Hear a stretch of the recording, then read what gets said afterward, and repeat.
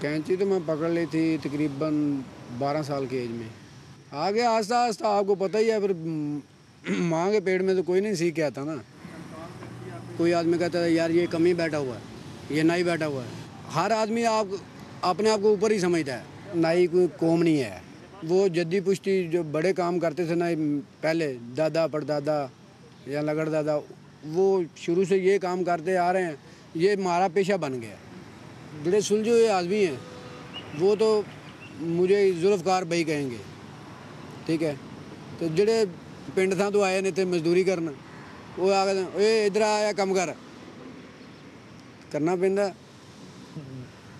जिस दिन तो होश सही संभाली है ना, मैं इस्लामाबाद में हूँ।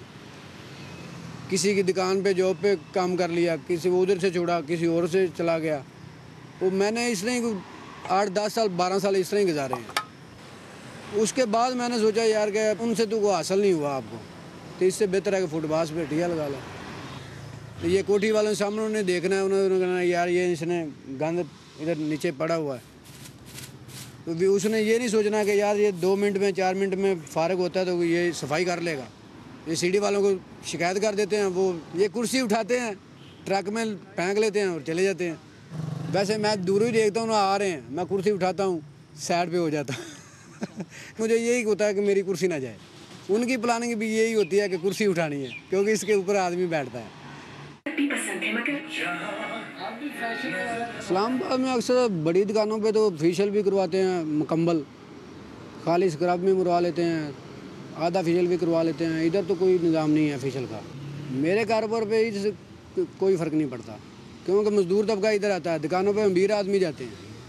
इस काम में देख लें आप कि जो किसी काम का भी आदमी नहीं है ना, वो हम लोगों को बात सुना के चला जाएगा।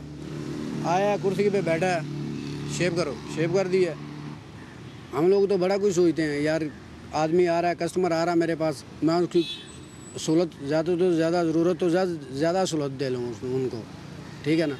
वो तो हम लोग सोचते हैं ना, वो कस्टमर तो नहीं ना सोचता। वो तो सोचता है कि नाई से अच्छे से अच्छा काम करवा लूँ, जब पैसे की बारी आए नाई मर जाए।